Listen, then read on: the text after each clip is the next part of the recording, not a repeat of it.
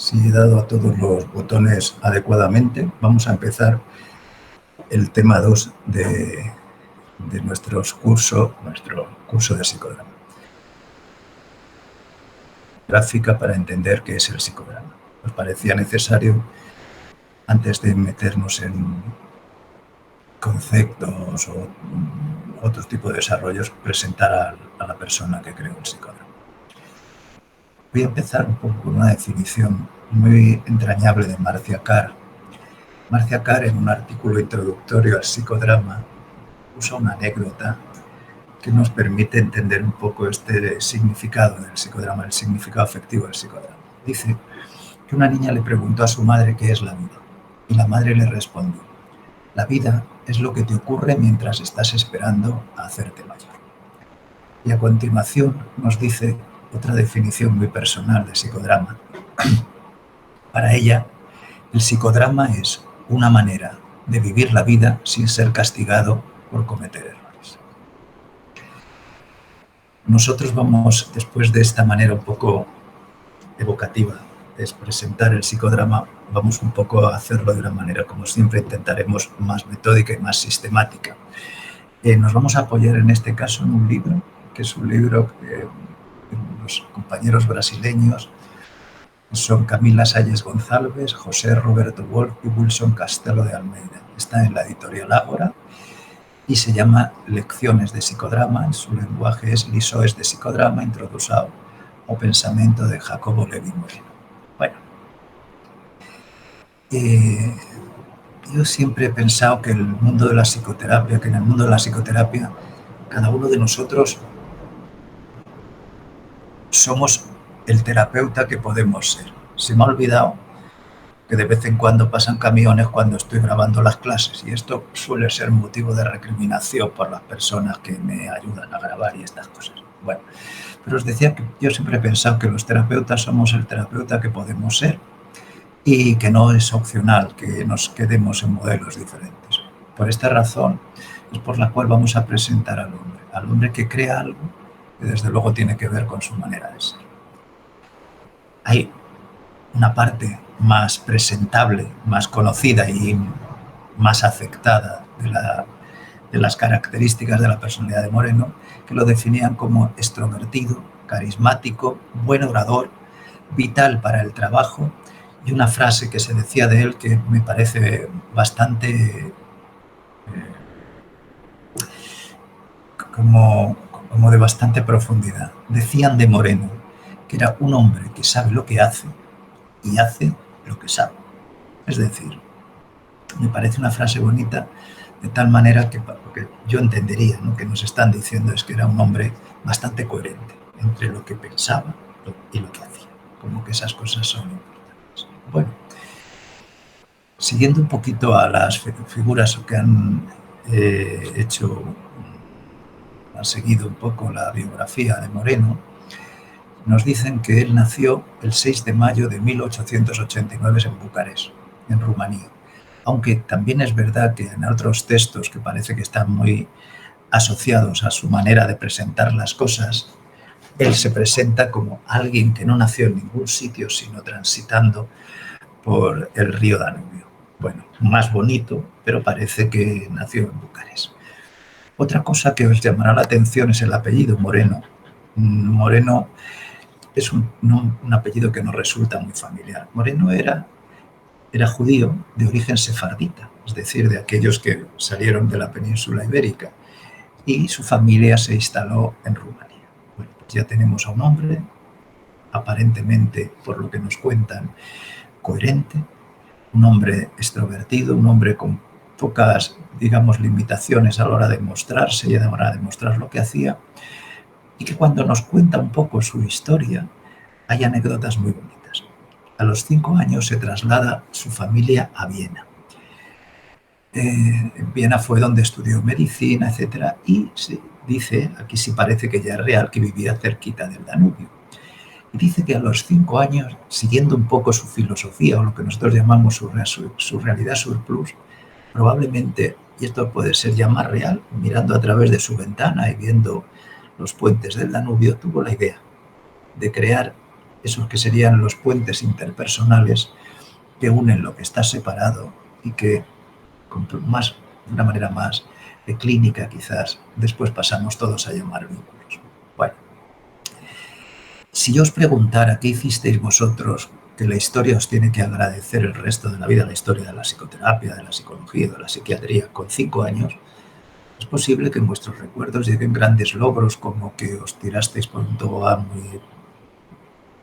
muy empinado, o quizás que erais los que os comíais los bocadillos de nocilla más grande en el recreo de vuestro colegio. Pero Moreno no. Moreno tuvo algo que fue, según él nos cuenta, según la versión que él nos da cuenta, y dicen que con cierto humor la contaba, que a los 5 años él ya intuyó lo que sería el psicodrama.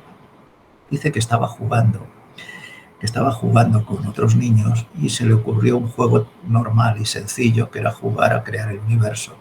Y en el universo es necesario que exista un Dios pequeño, en minúsculas, y ángeles. Él eligió ser Dios, como ya podíamos ir intuyendo, y los otros niños se quedaron en el rol de los ángeles.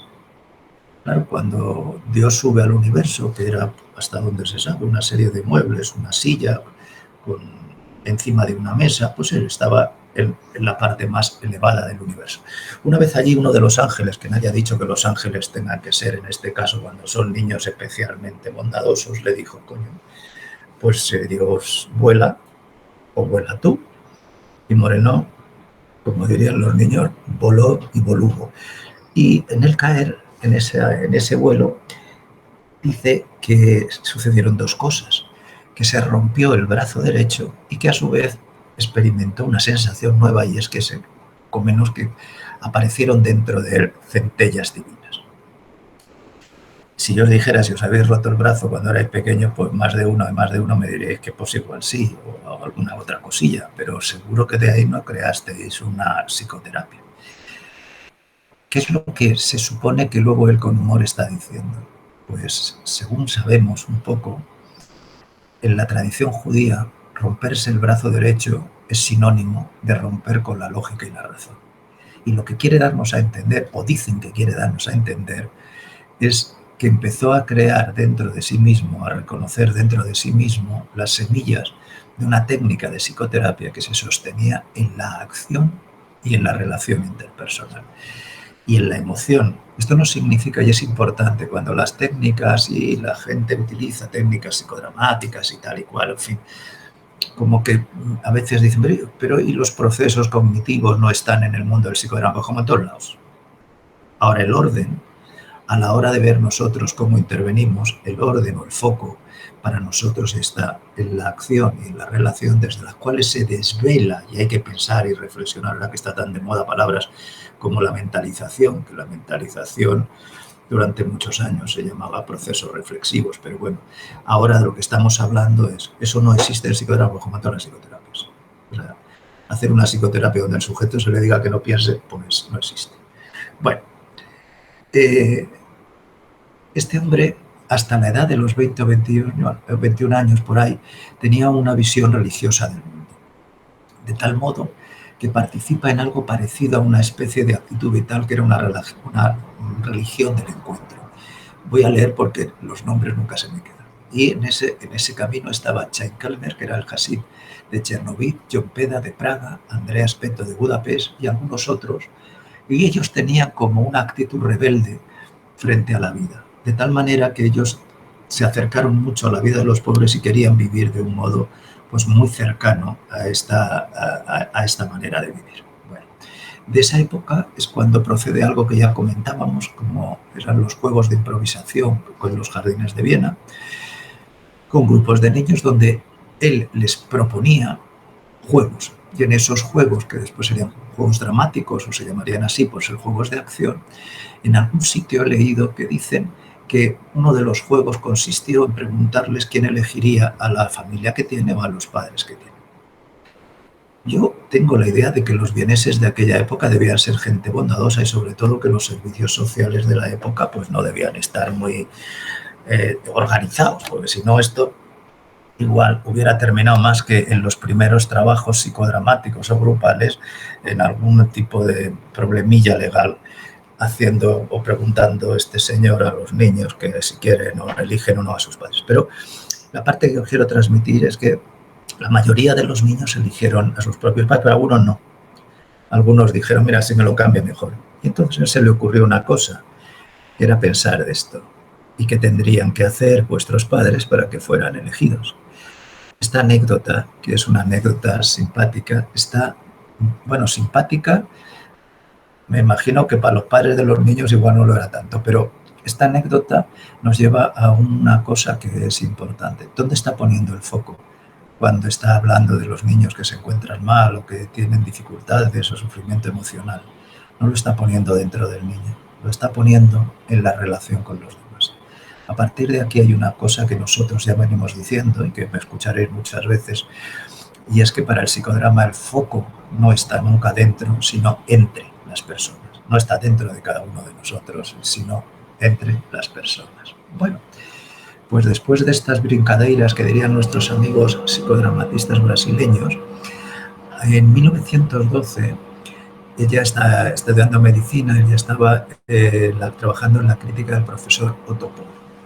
Y hay otra anécdota muy interesante. Dicen que Moreno, que va a la clínica psiquiátrica en Viena, pues a la universidad, dicen que en un curso de verano se encuentra con Moreno. Moreno era un estudiante, bueno, sería el equivalente a lo que podría ser un residente de psiquiatría, y entonces se acerca y les pregunta, fijaros, Freud, Viena, Freud aquella debería tener 50 y tantos años, 56 calculo, y Moreno debía estar en torno a los 21 años por ahí, y no era nadie.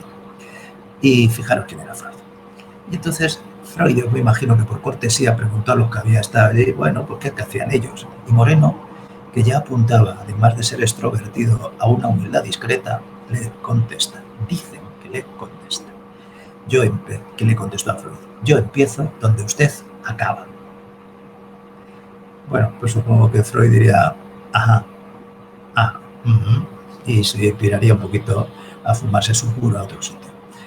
Moreno, cuando explica lo que está diciendo que le dijo a Freud, es que Moreno no atendería en un espacio individual, alejado de la realidad de las personas que atiende, sino que para él lo más importante era poder trabajar en los contextos donde las personas sufren. Y lo más parecido a cualquier situación de sufrimiento es un contexto grupal. Es decir, somos y formamos parte de los grupos, luego sufrimos y nos reparamos del sufrimiento. Bueno, esta es un poquito la idea que él dice que quiso transmitir. En 1914, con un periodista y médico especializado en venerias, fueron a hacer un trabajo con las mujeres que se dedicaban a la prostitución. Había una parte de ayudarles un poco con temas de salud, por eso iba el médico especialista en venerias, pero había otra que era importante y era cómo ayudarlas a protegerse. La idea de Moreno aquí también es una idea especialmente bonita porque no les va a dictar cómo tienen que comportarse, sino les va a potenciar los recursos que tienen para organizarse. De tal manera que se dice que prácticamente llegaron a crear algo parecido a un sindicato para protegerse y para poder proteger en aquella época sus posibilidades, su medio de vida, etcétera, etcétera. Pero la parte bonita es, no voy a decirte lo que vas a hacer, sino que confío en cómo podemos organizarnos para protegernos entre todos. Bueno, otra cosa que me gustaría deciros tiene que ver con de dónde viene esto, que al final es la creación de los grupos y tal. Hay muchas cosas que decir, pero una pinceladita. Si a él se le dijera cuál era la unidad de intervención, el psicodrama, es decir, cuál es tu foco, es el individuo, es la familia, tal. Él dijo una frase que a lo mejor nos va a resultar un poco grandiosa. Dice que un verdadero procedimiento terapéutico no puede tener un objetivo menor que toda la humanidad. Esto viene después de su trabajo en un campo de refugiados en los años 1916, donde vio el sufrimiento y vio la capacidad de cómo los grupos tienen la posibilidad de destruirse unos a otros. Bueno, si los grupos tienen la posibilidad de destruirse, también tienen la posibilidad de reconstruirse. Luego el trabajo a lo mejor no tiene que ser de una persona detrás de otra, sino pudiendo hacer actividades para que esos grupos se ayuden o aprendan a colaborar o convivir juntos. Bueno, de 1917 a 1920, de la mano de Martin Buber, Kafka, Scheller, Wasserman, crean la revista existencialista Daimon. Bueno, y como todo está preparado cuando yo hago estas cosas, pues ahora está llamando el teléfono, que le va a dar un toque a esto como un poquito más natural, una cosa absolutamente organizada. Bueno, ¿qué latía en el corazón de Moreno? Bueno, vamos a ver, si nosotros hemos dicho algo parecido, como que para él la unidad de tratamiento era enfrentarse al sufrimiento de la humanidad, esto parecería que suena como muy ideal. De tal manera que el tema es cómo hacerlo. Si esto se queda sola en un deseo, me gustaría atender a todo el mundo. Pero él encontró una herramienta para poder llevarlo a cabo que venía del teatro. El teatro era algo así como el bisturí que él encontró, que necesitaba para extirpar el tumor que atrapaba la espontaneidad y la vida. Permitidme, os diga un inciso. Si yo os preguntara si os parece que esta meta no deja de ser un ideal, que no tiene nada que ver con lo posible, pues posiblemente, por ser un poquito redundante, pensaríamos que en efecto, que esto no deja de ser más que un sueño. Pero si yo os preguntara si vosotros creéis o si tenéis la idea de que tenemos la posibilidad de destruir a toda la humanidad,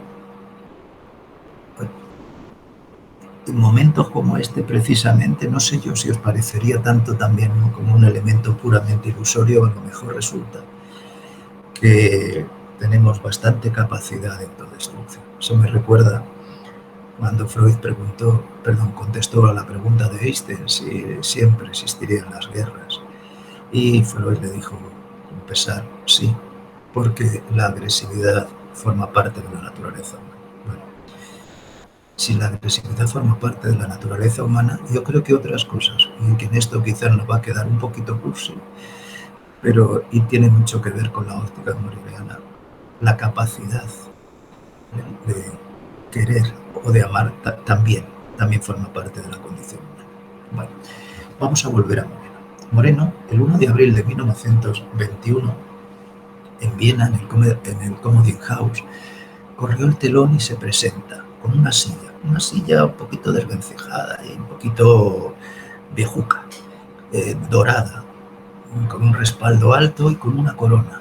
Y entonces invita a todos los que hay en la sala, que era una sesión abierta, dicen que alrededor de 1000 personas asistieron, con periodistas de la época, y les invita a todos a que sean de alguna manera los que quieran ocupar esa silla para ser los que dirijan el imperio austrohúngaro.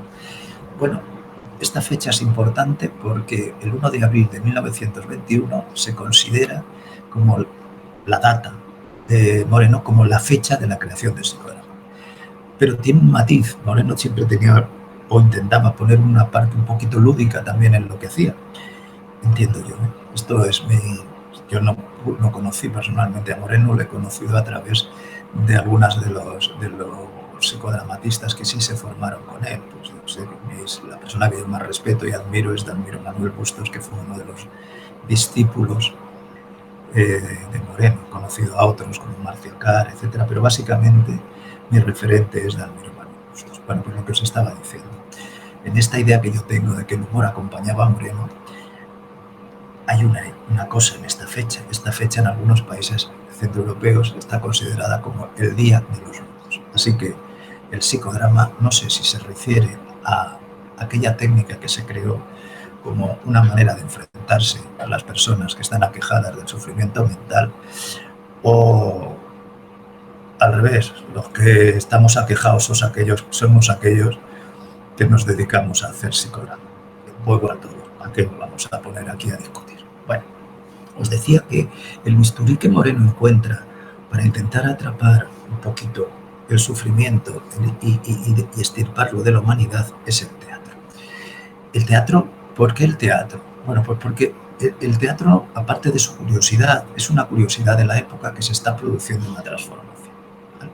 Se está produciendo una transformación donde la distancia que existía entre el actor y el observador pues está desapareciendo.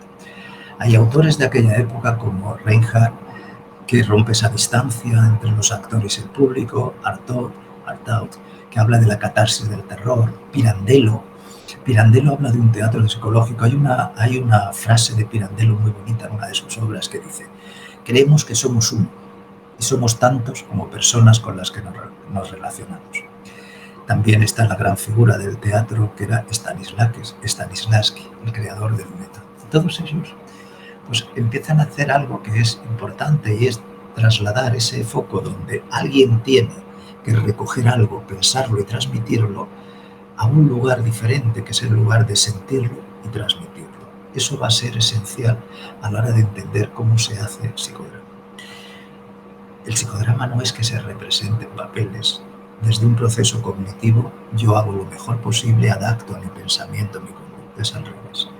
Vamos a intentar sentir los papeles y los vamos a representar. Bueno, vamos a seguir. Moreno, en contra de lo que parezca, si yo os dijera que era un tío majete con esto que os estoy contando, diréis, bueno, y esto me parece muy bien, pero es que yo trabajo en un hospital, ¿verdad? Y tengo que hacer grupos de psicoterapia o tengo que hacer psicoterapia individual. Me gusta a mí mucho, esto está muy bonito, pero ¿para qué me vale? Bueno, eso mismo le pasaba a Moreno. Moreno no dejó de ser psiquiatra, aunque Dalmiro dice, nadie hubiera pensado que lo era. Bueno, entonces él empezó a pensar y se empezó a trabajar en un teatro diferente.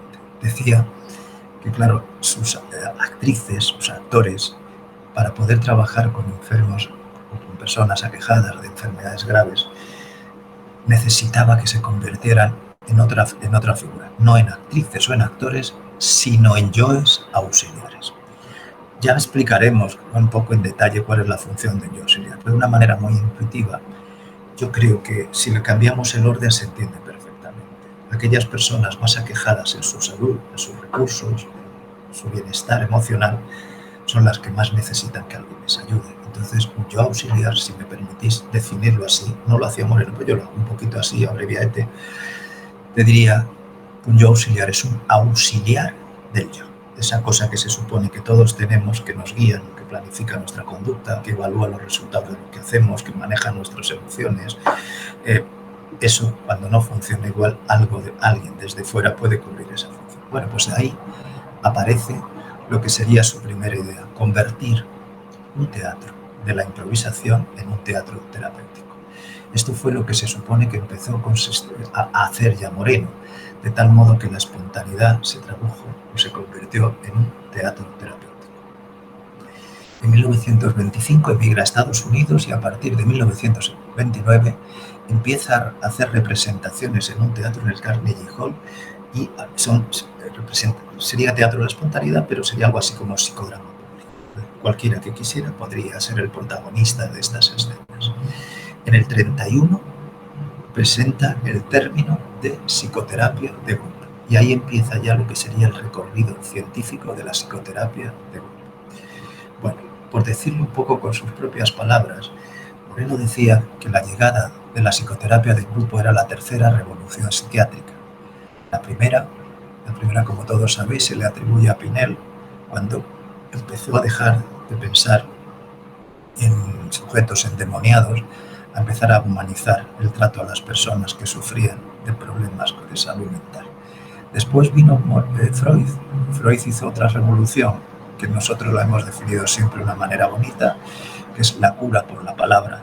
Empezó a pensar que la palabra, con algún adornillo de esto del análisis y estas cositas, tenía la capacidad de curar.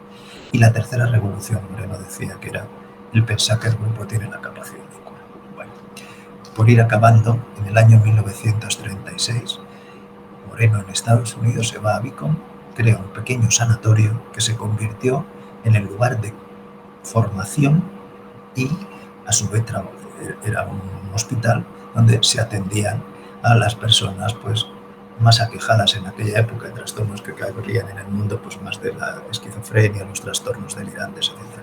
Esto es importante porque muchas veces la gente se plantea, pero esto del teatrito que está muy bien, esto está apañadito, ¿qué tiene que ver con los problemas que tenemos que ver cada día en las consultas, en los centros de salud? Pues ojo, como casi todo en el mundo de la salud mental, casi todo empieza intentando abordar los conflictos más grandes. El psicodrama no fue una excepción.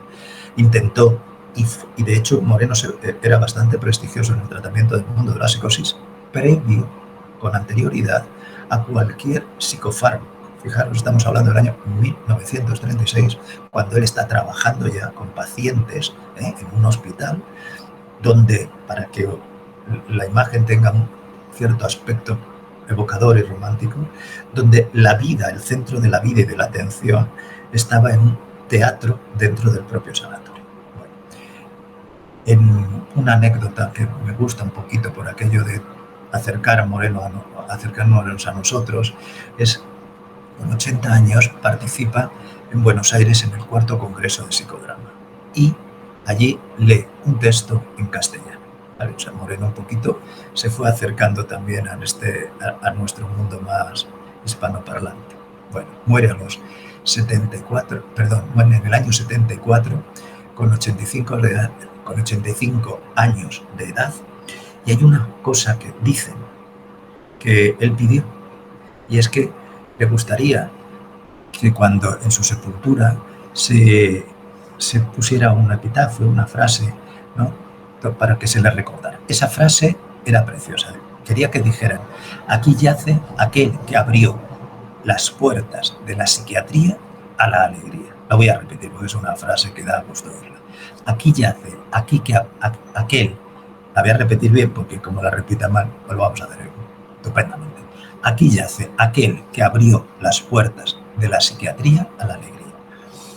Y Dalmiro dice que en la urna que guarda sus cenizas, esta inscripción está puesta. Bueno, pues os he presentado al hombre. Nos falta un poquito, en los próximos años, que iremos haciendo esto, poquito a poquito, clasecita a clasecita, nos falta un poquito ir desarrollando su obra. Venga, pues buenos días, y espero no haberme pasado mucho de las horas que me dijeron que tengo que hablar 5 o 10 minutos, pero cuando me pongo, me sale como me sale. Buenos días a todos.